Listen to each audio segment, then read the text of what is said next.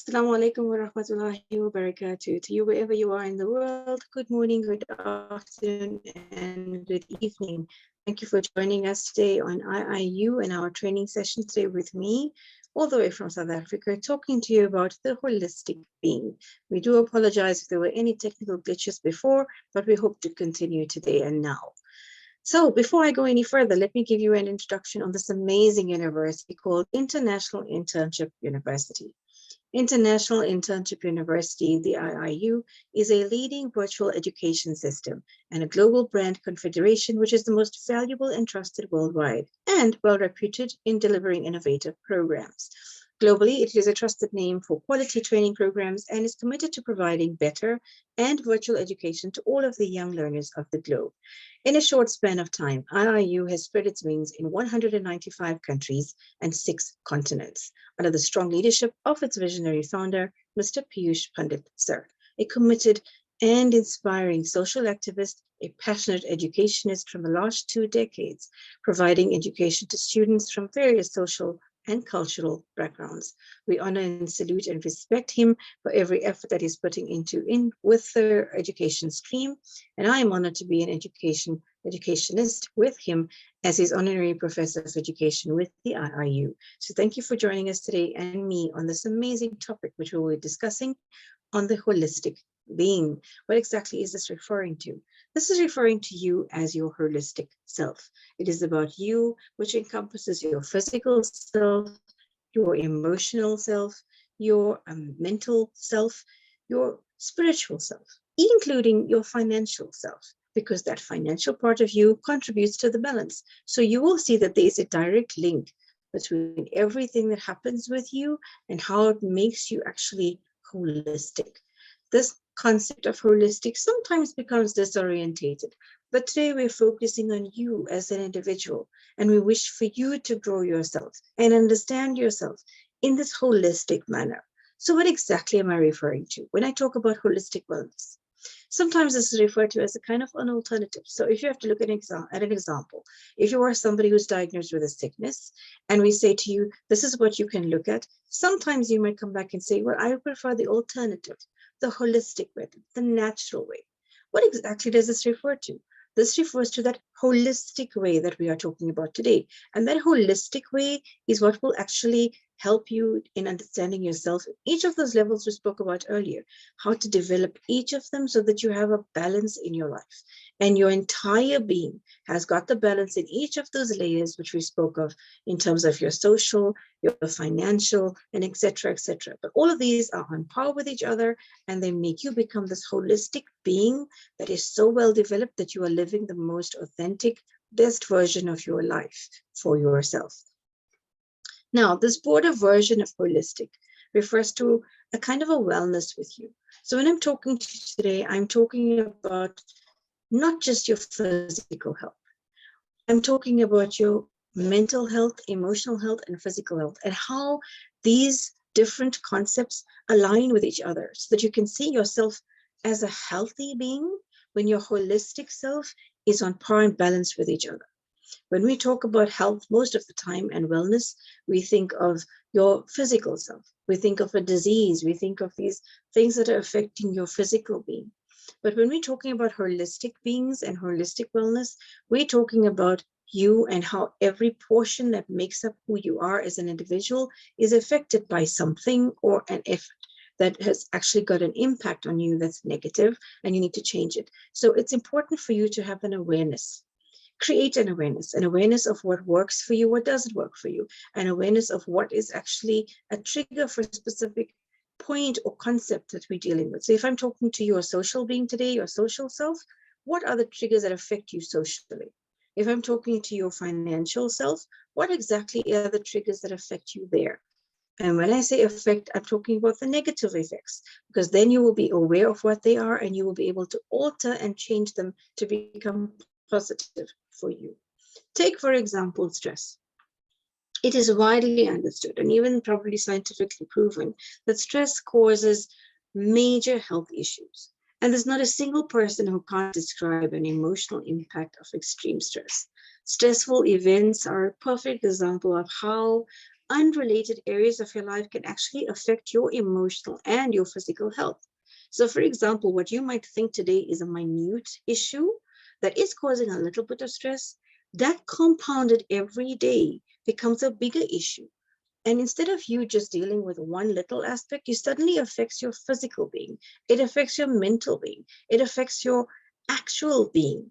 Because even your mood swings, your emotion aspect, everything is affected by that one thing that started off as something small.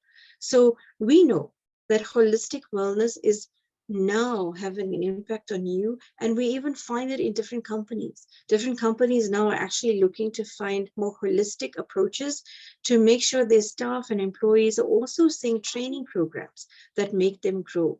So it aligns you between your work and your home and allows for that blurriness to become more clear, because you're dealing with a holistic being. You're understanding each aspect of your holistic self and how it is linked into each other.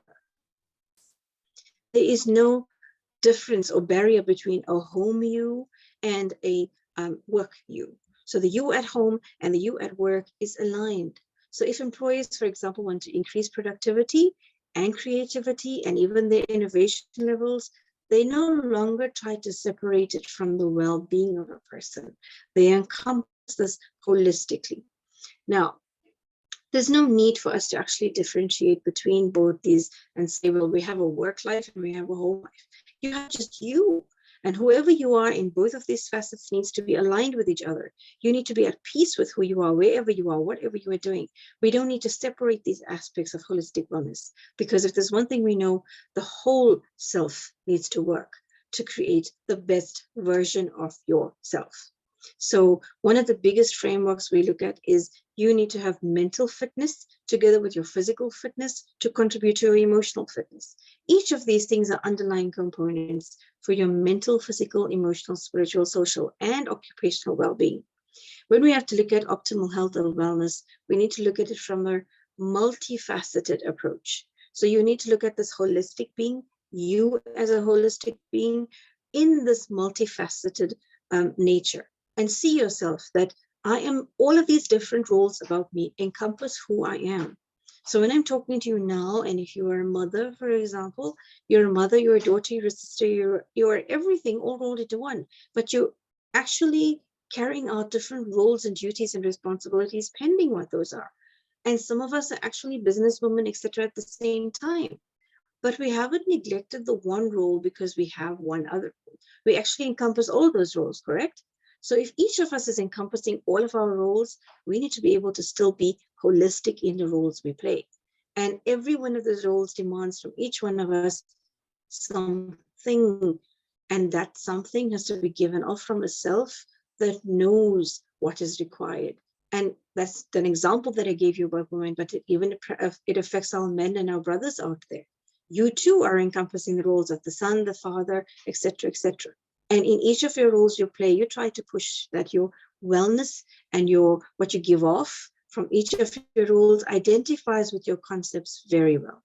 The key, however, to you being this holistic soul, this holistic someone that is so in touch with their mind, they're so in touch with their mindset, they're mindful of their emotions, they're mindful of their reactions to others' emotions and perceptions of certain things. You know when something is a trigger of your emotional wellness and how to cope with it. Being all of this is actually you being an empowered soul. You're an empowered being, and you're an empowered holistic being. And that's where we're aiming at. And inshallah, come next month or maybe the month after, I will do a full training session on the actual concepts of holistic wellness and what you can do to actually be well in the different conceptual fields.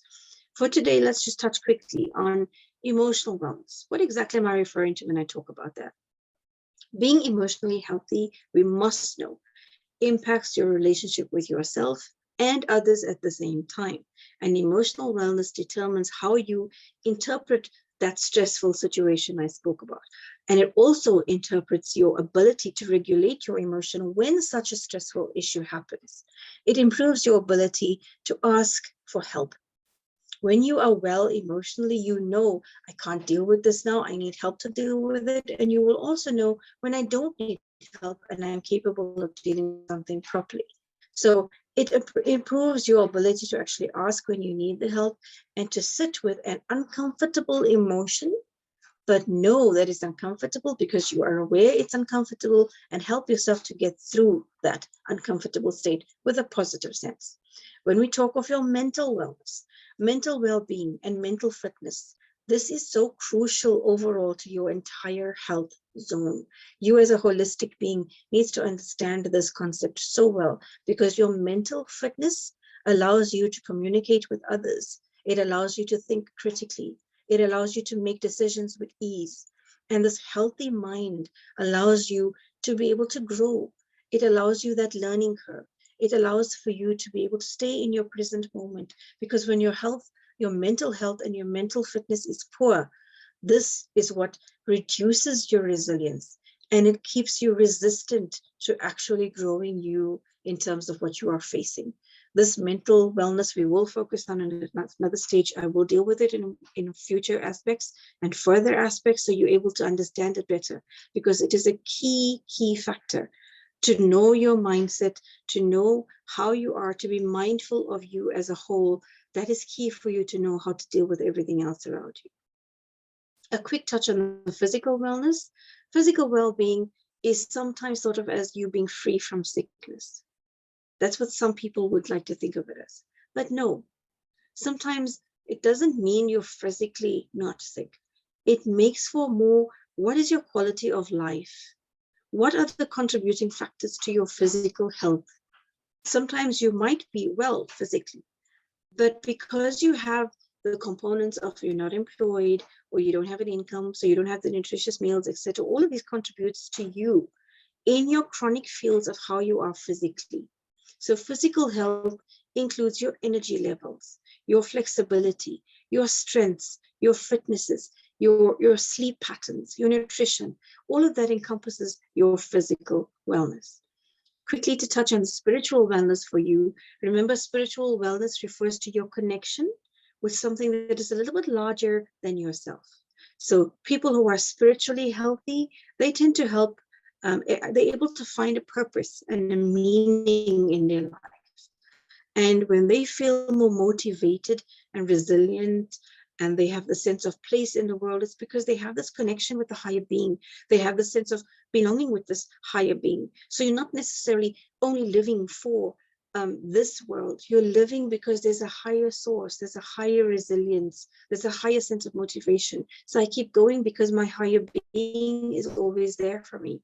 So those with this poor spiritual health, they tend to also have existential crises all the time. And it's very important for you to understand when this happens, because then you know that that is the concept that is detaining you and deterring your growth. When we talk of social wellness, social well-being is driven by the sense of belonging. And we're all human.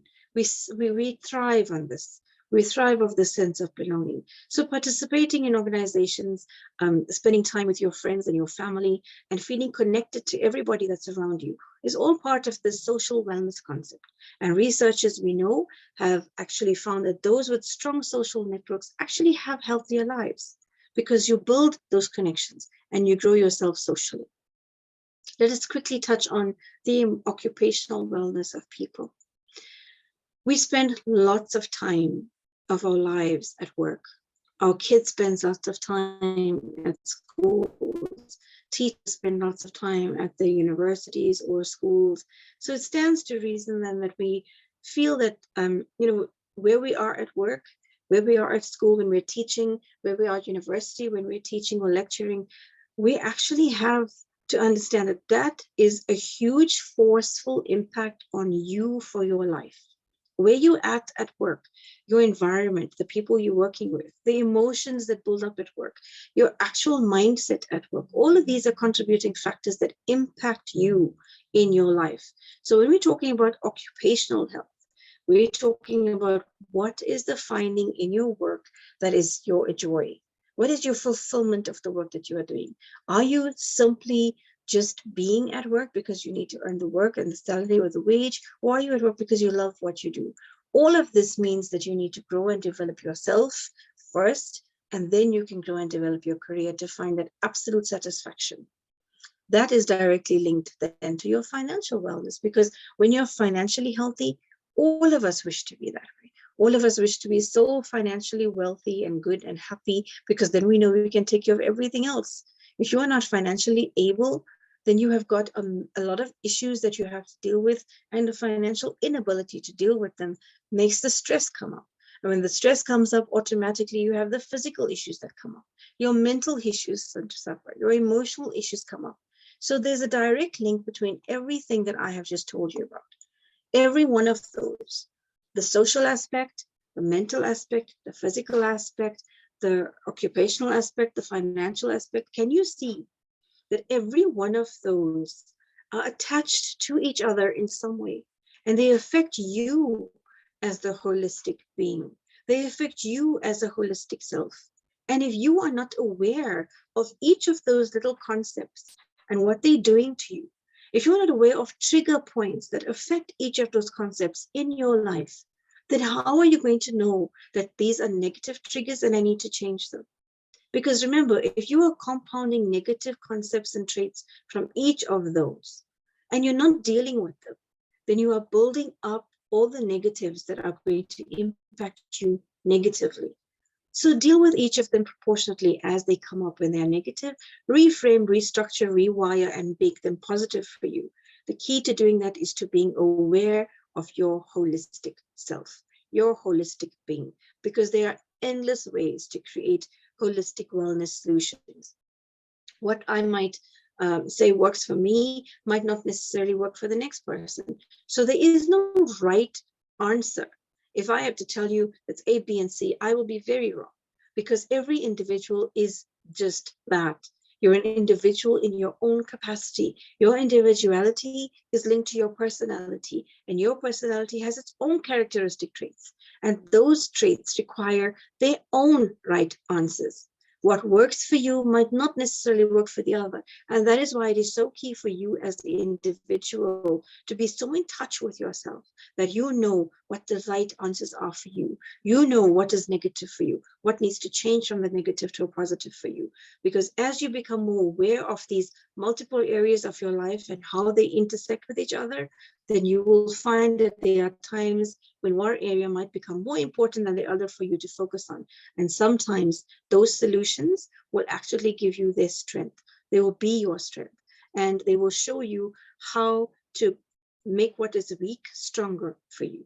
So one of the key factors for you I will leave you with today is to please stay open-minded with yourself and be compassionate with yourself as you try to develop these different aspects of understanding you as the self, because you need to develop yourself to be able to understand you as this holistic being.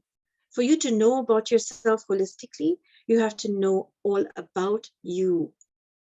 And you are defined by so many different concepts. You are defined by so many different aspects. You're not just a body or a structure or a physical being. You are so many different things. And you have to understand each of them and how they intersect with each other. How does this work for you? How does this not work for you? The key is the mindfulness. The key is that whole person approach to your well-being. So I need to approach myself holistically. I need to know that I am more than just one thing, one aspect. There's a lot that makes up who I am. So ask yourself, who are you?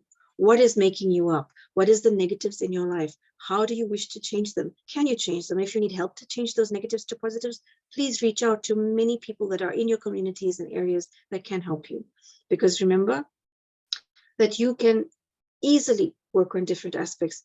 And in the next session that I will have with you, I will deal with how you're able to stay open-minded. How will you be able to nurture your relationship so that you gain best benefit out of it? How would you be able to understand the sense of connection between the physical and the mental wellness? Because remember, physical well-being, like we said, has a tremendous impact on your mental and your emotional well-being. So taking care of your physical self is also means you need to get enough sleep, you need to exercise regularly, etc., etc. Your relationship building is so key for you to grow, and your open-mindedness about yourself so that you don't create the stress level of you. I'm not stressing about what this one is feeling or thinking about me, because I'm happy within myself. And that is very key for you to be able to be the best version of you. I'd like to leave it there and pause, because I know I am pushed for time, and we did start a little bit later than 3 o'clock due to massive technical glitches. So I really appreciate our RIU moderator for the day who's helped me get through this. I will pause here now and say thank you so much again to RIU and this platform. And I look forward to joining you during May to continue this beautiful topic with more in-depth detail as to what approaches you can make and take so that you can become the best holistic being. Thank you so much. And I greet everyone again in the universal greeting of peace with blessings. Take care and God bless.